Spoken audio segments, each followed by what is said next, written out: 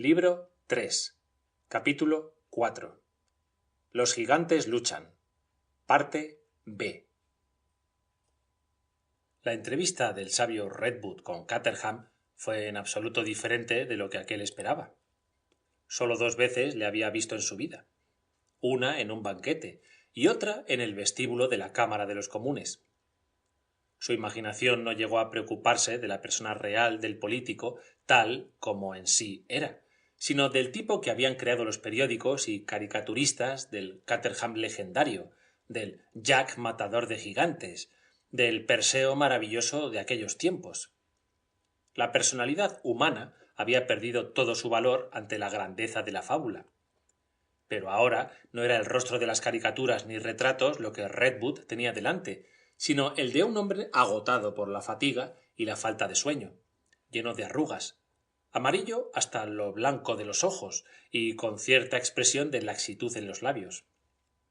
Conservaba, en efecto, sus ojos castaños, su pelo negro y el característico perfil aguileño del gran demagogo, pero se veía también en él algo que daba al traste con el desdén premeditado y con todo discurso preparado en contra suya. El hombre sufría en lo más hondo. Se hallaba bajo un peso enorme. Desde el principio reveló el predominio de su persona, pero poco después demostró con un solo gesto, con un solo movimiento imperceptible, que se sostenía a fuerza de drogas. Llevó su pulgar al bolsillo del chaleco y luego, después de decir algunas frases y dejando de ocultarse, deslizó una pastilla entre sus labios. Por lo tanto, a pesar de las preocupaciones que le agobiaban, a pesar de los hechos que demostraban su error y de ser 12 años más joven que Redwood, aquella extraña cualidad suya, que pudiéramos llamar, a falta de término mejor, magnetismo personal, seguía preponderante en él y le había llevado al profundo desastre en que se encontraba. Con esta cualidad también había dejado de contar Redwood. Desde el principio, según el sesgo que iba tomando la conversación entre ambos, Caterham dominaba a Redwood, siendo determinada por él toda la fase, el tono y el carácter de la entrevista que se desarrollaba como si fuera la cosa más natural. Las esperanzas de Redwood desaparecieron en su presencia. Caterham le había dado un apretón de manos antes de que Redwood pensara en rechazar tal familiaridad, y subió el tono de la conferencia desde el primer momento, haciéndolo seguro y claro, como quien busca salida ante una catástrofe vulgar. Si alguna vez incurrió en equivocaciones, fue porque el cansancio se apoderaba de su atención y le arrastraba la costumbre de hablar en público. Entonces se enderezaba, y olvidándose de Redwood empezaba a perorar y justificarse. Una vez se le escapó un «señores». Hablaba largo y tendido, tranquila e imperturbablemente, y hubo momentos en que Redwood dejó de creerse un interlocutor para convertirse en auditorio de un monólogo. El viejo químico tuvo el privilegio de presenciar un fenómeno extraordinario. Observó una suerte de diferencia específica entre su persona y la de aquel ser que, con su hermosa voz, le envolvía continuamente, hablando sin cesar. Redwood sintió poderosa y limitada a la vez la inteligencia de Caterham. La energía arrebatadora de éste, su fuerza personal y su olvido completo de ciertas cosas sugirió a Redwood una de las imágenes más grotescas y extrañas. En lugar de ver en su antagonista un ser igual a sí mismo, un hombre moralmente responsable de sus actos y a quien se pudieran dirigir reflexiones razonables, vio en él algo muy parecido a un terrible rinoceronte, como si dijéramos un rinoceronte civilizado, engendrado en las selvas de la democracia, un monstruo de irresistible ímpetu y de resistencia invencible. En todas las teorías de aquella enredada madeja, Redwood era abrumado. Pues, ¿y en lo demás? Aquel hombre estaba admirablemente dispuesto para abrirse camino a través de las multitudes humanas. Para él no había falta tan importante como la contradicción de sí mismo, ni ciencia tan esencial como la conciliación de intereses encontrados. Las realidades económicas, las necesidades topográficas, hasta el manantial de expedientes científicos apenas investigados, existían para él como para su prototipo animal existen los ferrocarriles, las escopetas o la literatura geográfica. Para él no había sino reuniones políticas, juntas electorales y votos, sobre todo votos. Caterham era la encarnación de los votos, de millones de votos. Y ahora, en aquella gran crisis que había destrozado pero no vencido a los gigantes, Caterham hablaba. Era tan evidente que le quedaba que aprender. Caterham no sabía aún que hay leyes físicas y leyes económicas y cantidades y reacciones que todos los votos de la humanidad no pueden destruir, y que si se desobedecen es sólo a costa de la propia destrucción. Él no sabía que hay leyes humanas que la fuerza de la ilusión óptica no llegará a vencer, y que si llegaran a ser dominadas sería sólo para volver luego con mayor violencia a ejercer su influjo. Ante una bala de cañón o en el día del juicio final, Caterham se cobijaría detrás de algún voto de la Cámara de los Comunes curiosamente amañado. Lo que más preocupaba su mente no eran las fuerzas que invadían la fortaleza del sur, ni la derrota, ni la muerte, sino el efecto que esto produciría en su mayoría, que era el objeto principal de su vida.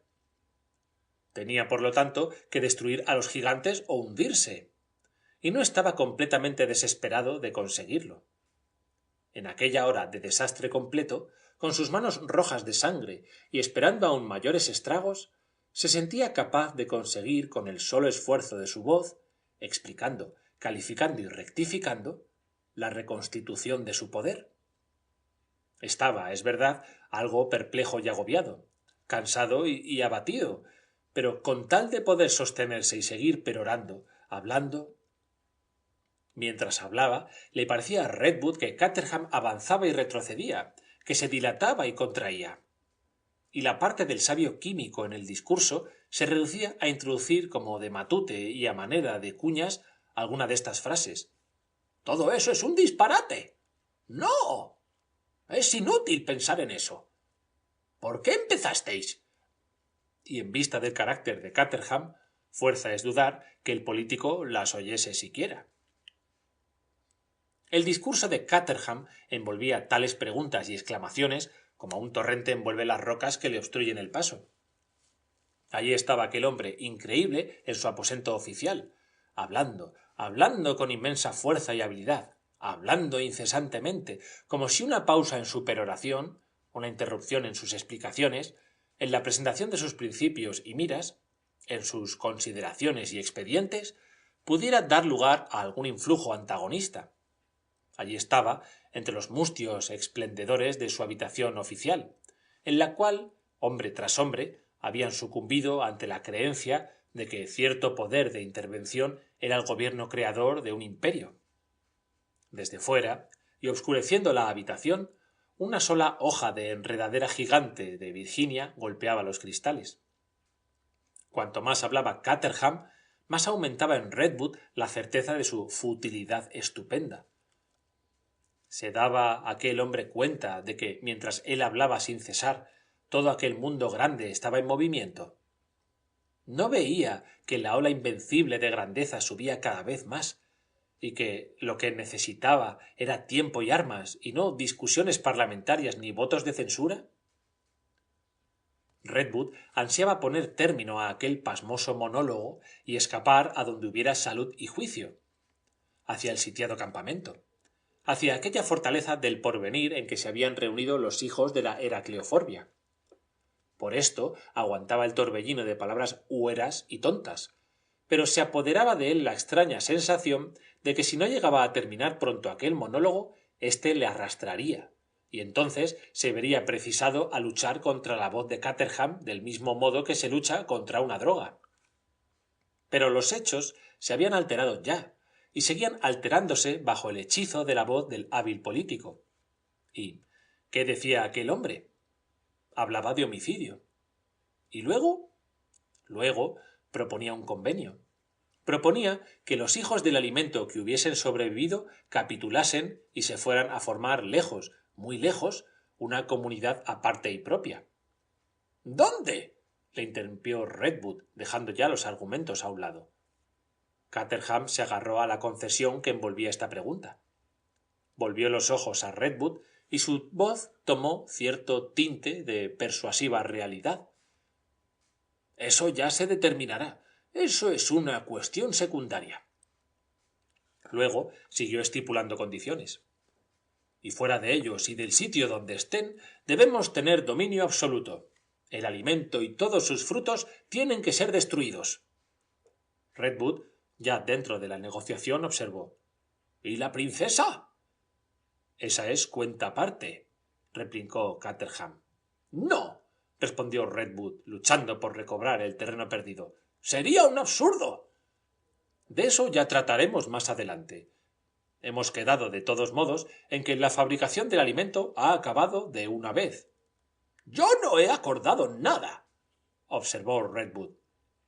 Pero en un planeta, ¿cómo ha de haber dos razas, una grande y otra pequeña? Dijo Caterham con gran energía. Porque si ahora, con ese terrible invento de usted, llegara a desarrollarse una raza de gigantes que aumentaran y se multiplicaran y quisieran invadirlo todo, y ahogarnos a los que por tradición, por fuerza lógica e indiscutible, tenemos derecho a la libertad y a la vida, yo le aseguro a usted que pondría de mi parte todos los medios conocidos para impedirlo. Por lo pronto, si los hijos de la Heracleoforbia no admiten los términos de la proposición que ahora mismo voy a hacer a usted para que la haga conocer a aquellos monstruos, ordenaré a todas las tropas de que dispone la nación que se pongan en campaña y se lancen al exterminio de los engreídos gigantes. Figúrese usted el espectáculo de un poderoso cuerpo de ejército, fuerte, organizado, disciplinado, dedicado a la destrucción. Pues he aquí el cuadro, el aspecto que ofrecerá nuestra lucha con los hijos del Bunfoot. Porque habrá guerra, sí, la habrá, con terribles combates, enorme carnicería, derramamiento de sangre desconocido hasta ahora en la historia. A la grandeza del enemigo corresponderá la grandeza de los medios que se pondrán en acción para exterminarlo. Yo no vengo a discutir aquí, contestó Redwood. Yo quiero estar al lado de los gigantes. Yo necesito ver a mi hijo. Por eso he aceptado hablar con usted. Caterham empezó otro discurso sobre los términos del pacto que deseaba llevar a cabo. A los hijos del alimento se les entregaría un gran terreno en la América del Norte, o acaso en África, donde pudieran terminar su vida a su gusto y manera. Pero eso es un disparate, observó Redwood. Porque no es solo en Inglaterra donde hay gigantes. Ya los hay también en el extranjero, por toda Europa, aquí y acullá. Haríamos un convenio internacional, cosa que no es imposible. Ya se ha hablado de ello. En su terreno reservado, esos monstruos podrían vivir a su gusto, hacer lo que quisieran y como quisieran. Pueden vivir contentos. Figúrese usted. Y así salvaremos al mundo, señor mío. Sí, lo salvaremos de los hombres frutos de ese terrible descubrimiento. Todavía hay tiempo para que podamos armonizar la conveniencia con la compasión. Aún estamos quemando hoy y cauterizando los sitios donde cayeron ayer las bombas, pero ya lo dominaremos todo. Confíe usted en mí y verá cómo acabaremos con la anormalidad sin recurrir a la crueldad ni a la injusticia. Pero, observó Redwood, supongamos que los hijos de la Heracleoforbia no están conformes con tales resoluciones. Por primera vez miró Caterham frente al sabio. Se les obligará a estarlo. No creo que acepten. ¿Por qué no habrían de aceptar? Preguntó Caterham con expresión de grandísimo asombro. Suponed que no quieran. ¿Qué ha de haber entonces sino guerra? No podemos consentir que la cosa siga así. No puede ser de ningún modo, caballero. Pero ¿es que no tienen imaginación alguna los hombres de ciencia? ¿No tienen ustedes tampoco compasión del prójimo? Es imposible que dejemos que aplaste a nuestro mundo un rebaño creciente de monstruos semejantes y de grandezas tan enormes como las que ha producido vuestro alimento. No podemos ni queremos consentirlo. Y recuerde usted que lo que ha ocurrido es solo el principio. Esto puede llamarse una escaramuza, una simple cuestión de policía. Porque detrás de nosotros tenemos a toda la nación y a la humanidad entera. Detrás de los millares que han muerto hay millones. Ya veis, pues, que no podéis dudar de que acabaremos con vuestros enormes hijos.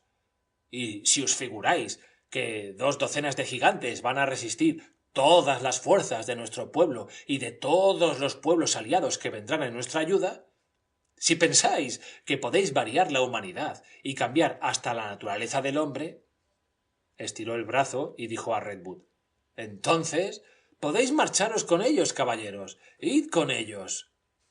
Eso es lo que deseo. Y con esto terminó la conferencia. La ostentación se había acabado, y en el acto pareció contraerse el orador hasta volver a ser nuevamente el hombre de cara amarillenta, exhausto, de estatura mediana y de edad regular. Avanzó 2 pasos como si saliera de un cuadro, y con la pretensión de franca amabilidad de que dan muestra todos los políticos cuando tratan de resolver los conflictos públicos, extendió la mano a Redwood. Fin de la sección 17.